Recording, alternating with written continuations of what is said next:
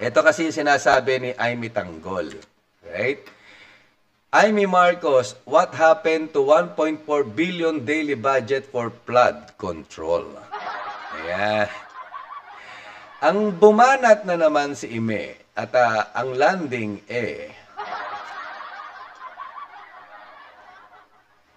ang sakit mo siya, Banks. Andali Ayan, hinahanap lang natin si Ime. Pakinggan mo. Asan na si Ime? Asan na ba? Di ko nakikita. Ayan, si Ime. Pakinggan nga mga si Ime, ano sinasabi niya. Ito yung kanyang banat, no? Kasi, kung tutuusin, she should know better than us. Di ba, dumadaan sa kanila ang gaa? Alamin natin kung ano nangyari at yun nga kung talagang saan at ilan, magkano ang sinasabi ng ating mga iba't ibang department. Sa palagay ko, hindi naman yata nagkulang kami sa Kongreso at Senado. Naglaan kami na napakalaking halaga. Umaabot ng halos 420 billion kung tutuusin. Aabot, siguro papatok ng 1.4 billion a day ang budget sa flood control. Saan napunta lahat yan? Yan ang... Di ba dapat mas alam mo? Kasi dadaan niya sa lower house, kita sa upper house. So, yung budget na yan, naka-line item ang tawag dyan, di ba? So, meron kayong karapatan to check yung mga, yung nasa line item na yun. Sen, di ba? Ito naman si Ime, oh. Ang gulo, Nagdadakdak din yung mga kapwa mo senador regarding sa nangyaring baha, Right? O, sa Maynila, nagbaha. Diba? Dapat alam niyo kung nasan yung mga line items, yung sinasabing 11,340 nung panahon ni Digong. Right? Na flood control din. Ang MMDA ang namamahala ng flood control. Diyan sa Manila, di ba? Sabi niya, DPWH, pababa, etc. Yun na sinasabi mo. Right? So what that point is, ano ba? Bakit para bang you are asking too much question when we are the one to ask questions sa inyo, dyan sa legislatibo? Kasi pagkatapos nyo bang gawin yung batas, dead man Kaya pag kumakandidato, pag bumabalik kayo after ng ilang termino ninyo sa Kongreso or sa Senado, iikot lang kayo ng ikot, nasabi niya meron pa kayong unfinished business. So pag gumawa kayo ng batas, dapat alam nyo yan. Dumaan yan sa GAA yan. Line items yan, di ba? Ano yung mga proyekto? And you can easily ask DPWH, MMDA, ano yung mga natapos, nasan ito, ano yung naging pondo nito.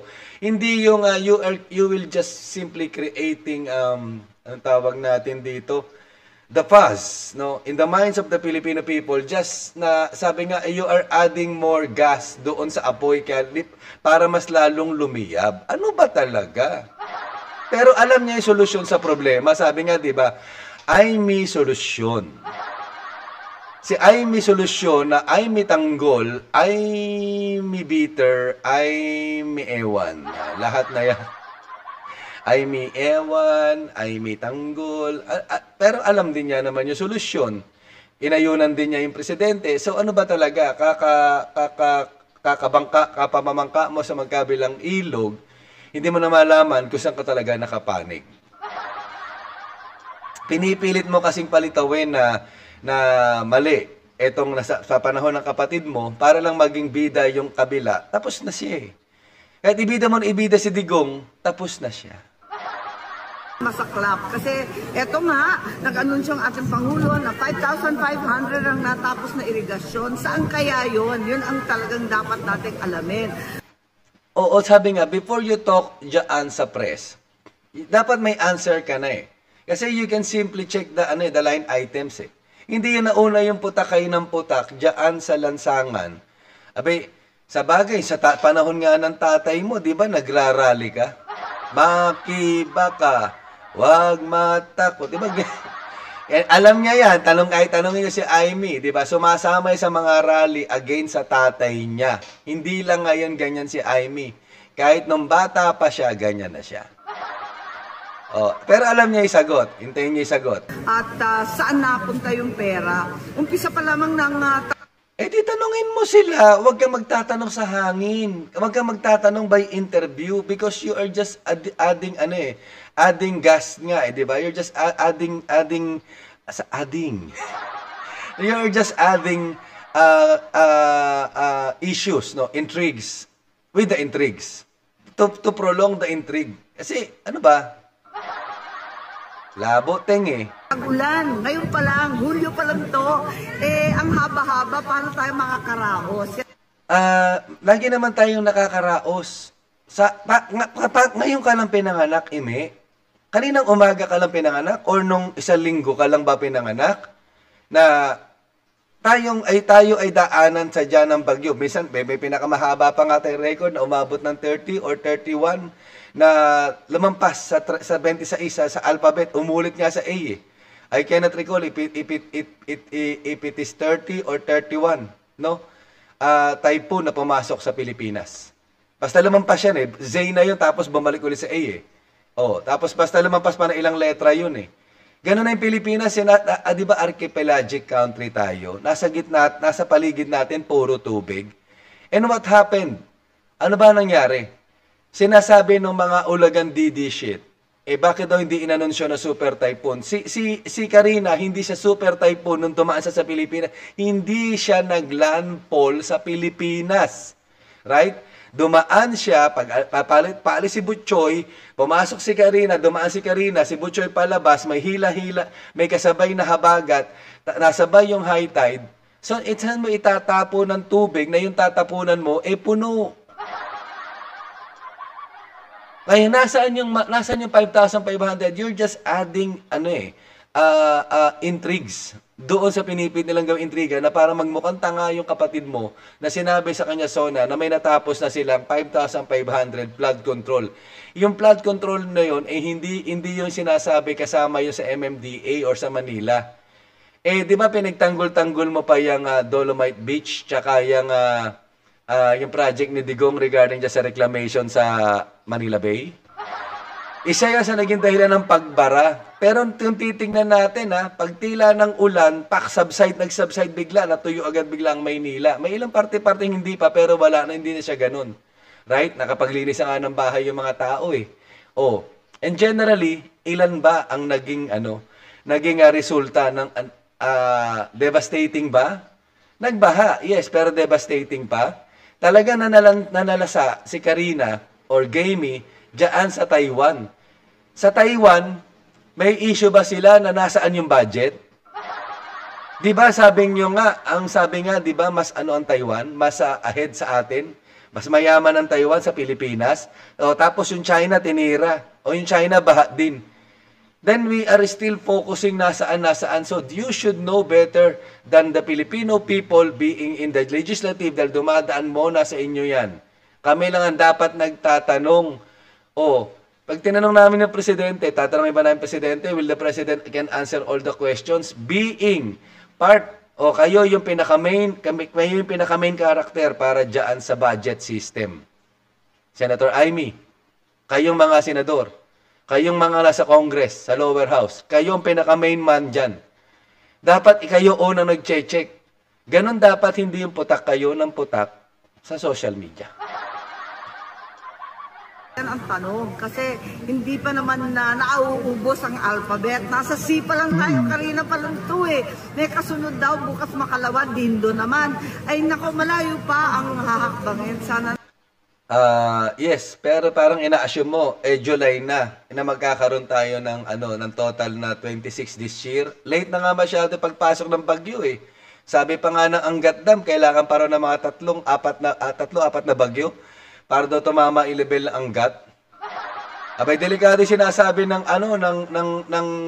Angat Dam, Amy. Naman, makaraos tayo. Tumulong na lang kayo para doon sa sinasabi na water basin na sinasabi ng ating Pangulo, yung mga panibagong dam. Kaya nga nung nakaraan, hinahanap ko nga kung may naitayo bang dam nung panahon ni Digong.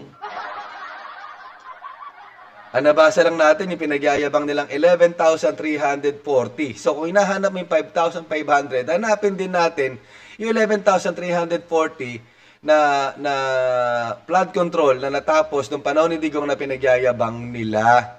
Kasi tapos na yun eh. Dapat working na yun, di ba? Working na yun. Huwag mong hanapin yung bagong gawa.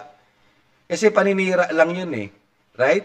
Just check yung sa DPWH, kay kung nasaan yung mga lugar na yun, and that's the time. You can always ask naman documents eh. Ang problema, ayan nga sa yung hearing ng Senado, ang walang kwenta dyan, nauuna yung fishing expedition. That's reality. Kasi hindi mo na kayo mag-check on gather facts, putak lang kayo ng putak. Maigi. Ma'am, So, yun. sa pag-ikot nyo po, anong nakita ninyong kailangan pa? Ayan yun ang tanong. Sa pag-ikot nyo po, ano sa tingin nyo po yung kailangan pa?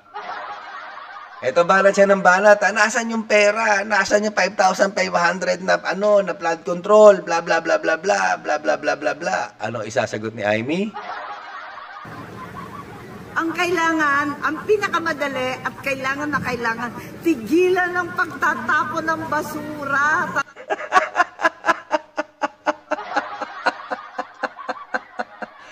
Tama pala yung sinabi ni PBBM. 'Di ba? Naging dahilan ng pagkakabara ng mga pumping station, ng mga area na 'yon ay yung mga basura. O dapat naglilinis ang MMDA, dapat sa Maynila lang ba binaha? 'Di ba? May mga provision binaha, 'di ba? Or ano ng LGU yan para linisin, 'di ba? Sabi nga panatilihing malinis para sa ganitong panahon. Pero kalilinis pa lang, kalagay natin sa Maynila, kalilinis pa lang ng MMDA sa mga lugar na sa mga estero, pero walang humpay ang pagtatapon ng mga mamamayan. Alam mo pala yung solusyon eh. Alam mo pala na yun pala yung dapat na i-remind sa mga mamamayan na huwag tayong maging salaula. Ano yun nauna yung kapuputak? When you already knew the proper thing. Yun na solusyon. Talagang lahat ng basura, nalakap lahat ng kanal, lahat ng basura, nalakap lahat ng kanal. Yung pala naging dahilan ng pagbaha. So, ibig sabihin, may proyekto, may flood control, may pumping station. Kaso nagbara yung mga kanal, yung mga estero. Nakita niyo yung baha doon sa Taiwan, no? Walang basura, meron yung mga natumbang puno, yung mga sanga, yung mga halaman, pero hindi yung nagkalat na basura. Pero baha sa kanila. Mas matindi nga yung baha sa kanila kaysa sa atin eh. Right? Tayo, matitigas ulo ng Pinoy eh. Tayo yung, yung sabi nga ng nanay ko, tawag na nanay ko dyan, ang tawag doon, maselang baboy. estero, lahat ng drain. Sayang lang ang mga floodgate at kung ano-anong tinatayo, pati yung mga irigasyon, pati yung flood control, nababara ng ating basura. Ayun pala, sagot!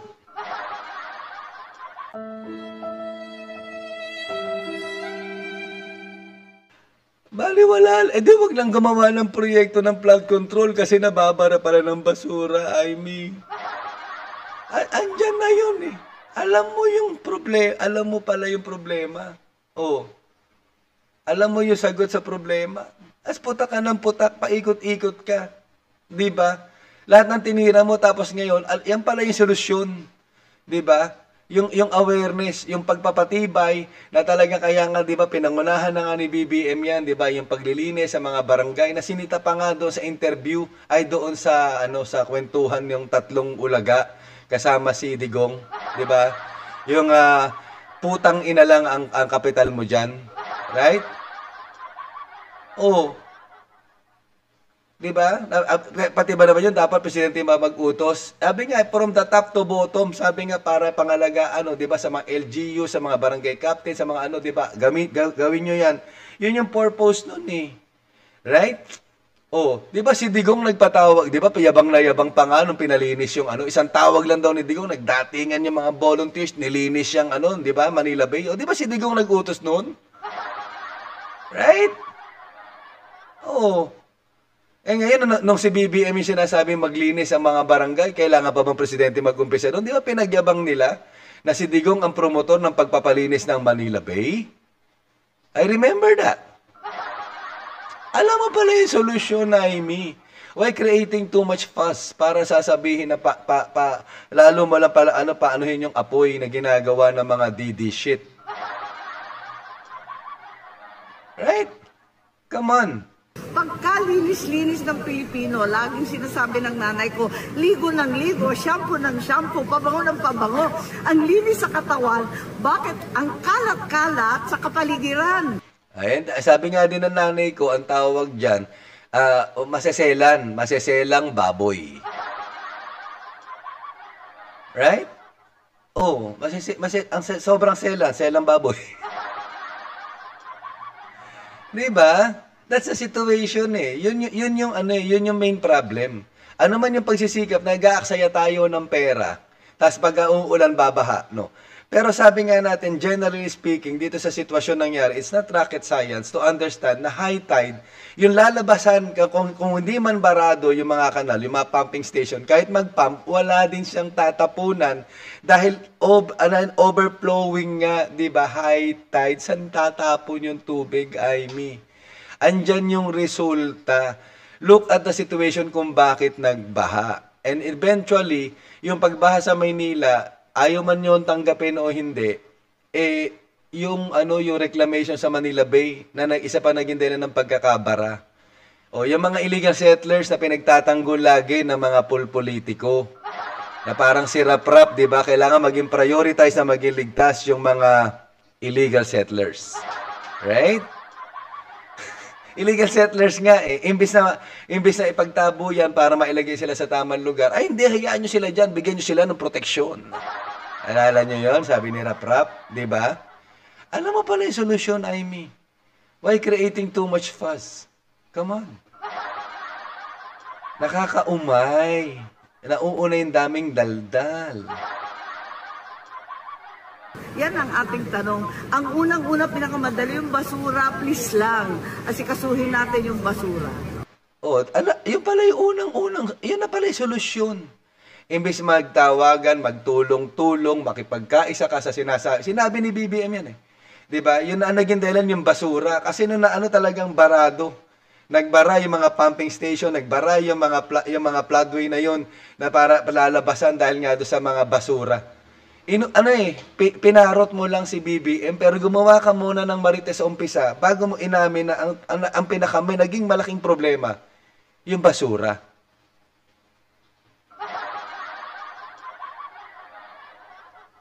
Ako minsan, Aimee, pagka nakikita kita, nakangati tuloy ako. Di ba? Ayan yung solusyon eh. Ayun din sinabi ng Pangulo eh. Tapos ginagawa pa nilang katatawanan na kaya daw nagbaha dahil yung isang lugar lang yun kung saan nangyari na disgrasya, mga DD shit. Yung sinasabi na bangga ng barge, kaya nasira yung isang ng flood control. Doon sa lugar na yun, sa Valenzuela ba yun, yung sinasabi na sinisilip nila dahil umampas naman talaga. Hindi naman sinabi kaya nagbaha dahil doon sa isa na yun. Kasi masyadong literal when you talk and you will just create the issue na ang pinag-uusapan ay ang buwan, ang sinasagot nyo ay si Pluto. Layo nun. Right? Ang issue nasa norte, ang sinasagot nyo nasa south. Yun lang yung sinasabi kung nasaan siya, nasa lugar na yun, doon sa in-interview, doon na sinagot niya. Yung baha doon na pinag-uusapan, hindi yung kalakhan. Pero gagawin nyo kasi ito-twist ninyo para lang gawin tanga, may mga tanga pa, maniniwala pa sa inyo. Kaya nakakaawa lang, dumadami tanga. Ayan na yung solusyon, Aimee. Why you have to create too much fuss with that situation? Para Para pag-igtingin na ang galing-galing ng mga Duterte? Yung nga lang sinabi mo, nakadagdag pa yung kinalat ng ng Office of the Vice President. Sinabi niya nung nakaraan, hindi naman niya alam na, hindi niya alam na may bagyo. Asa na ba yung kinukwento man na yun, Aimee? Hindi niya alam na may bagyo, pero advance, kinalat na nila. Ayun naman pala eh. Kaya naman pala nakadagdag pa yung kinalat ng OBP.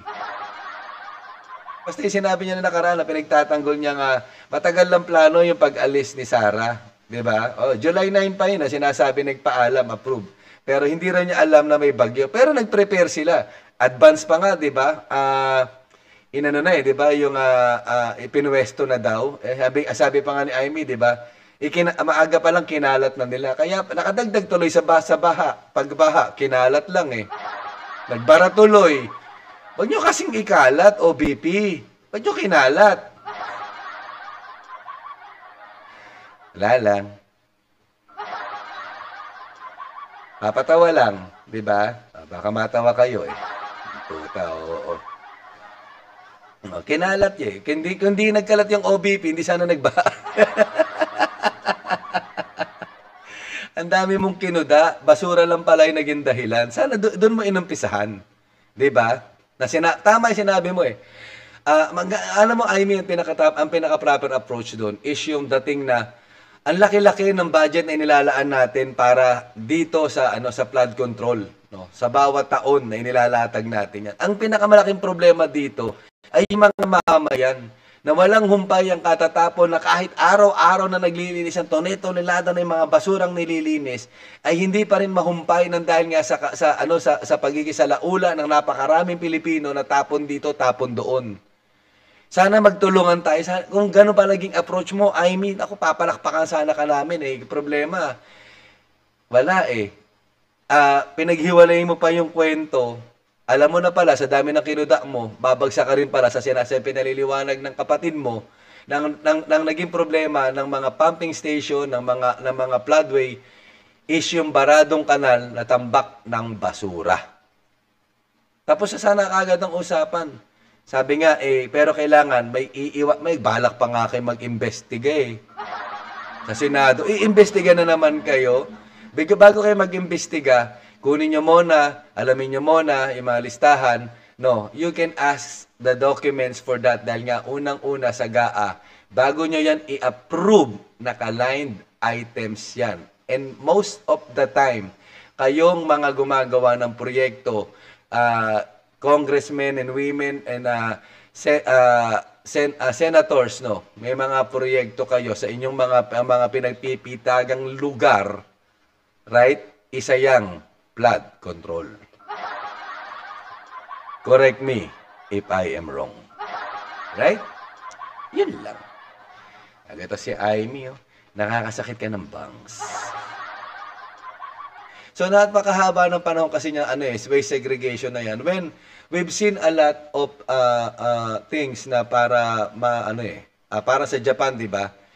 Ipunin yung basura mo, even yung mga nabubulok, no? Iwewe yun, tas may card ka, di ba? Sabi nila, nagagamit daw yun, pambayad sa train, sa bus, no? Dahil nga, di ba, naka-card silang ganon. Titimbangin yun doon, tapos papasok yun doon, magkaka-point ka, tapos yung mga lata, yung mga bote, yung mga papel. If the government, instead of wasting a lot of time, a lot of money, dito sa sinasabi na flood control situation na ito, right? Why not invest on that situation that will provide na sasabihin, maingganyo ang mga tao na imisin yung basura at naikukolekta talaga ng basura na yon para sasabihin na i-segregate talaga siya na ma-practice natin yung tinatawag na recyclable system. Yung recycling, di ba na-recycle mo nga, o magagamit mo yung mga bote, hihiwain mo, yung half nun, hindi mo na magagamit, di ba? Basura na yon. So, kung may ganun, katulad ng mga ginagawa sa ibang bansa, yung mga ganun sitwasyon na yung mga tao, imbis na ikalat yung basura, ilalagay doon. Well, parang yung smart card ng SM, di ba? O kung ano yung mga card, lahat ngayon may card ng ganun, di ba? That you will earn points, which is you can buy, no? Na magagamit natin anywhere, even sa SM yan, sa Robinson yan, or even just sa mga na may ipambabayad natin siya sa train, sa bus, or whatever. Kung ganun ang gagawin ng ating gobyerno, sabi nga, let's evolve. Mababawasan ng basura kasi yung pinakikita sa Japan, diretso na yun, naiipon na yun eh. 'Di ba? Nadudurog na yung mga biodegradable, na-shred na yung mga plastic bottle, na-shred na yung mga aluminum o mga bote, automatic kasi liliit talaga siya dahil umiikot na siya, nadudurog na siya.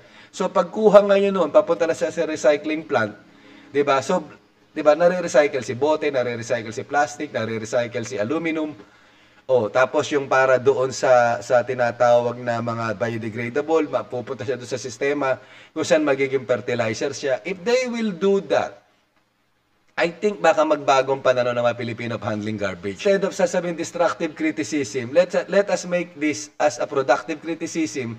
While we criticize the government, let us give opinions. Let us give advice na baka makarating. For me, mega shout out sa ating Pangulo, Bongbong Marcos. Why na, alam ko nabanggit mo to sa mga all vlogs mo. Why not put it on the table? Instead of spending those money na nababaliwala lang, at the end, magbabaha pa rin dahil nga sa mga basura na yan. Napakalaking ano niyan sa basura. May mga nakikita tayong ginagawa dyan sa Singapore and sa other countries. Right? So why not end it up doon sa situation na let's evolve. Iakyat natin yung takbo of how Filipinos will handle the garbage. Napakalaking bagay niyan. Right?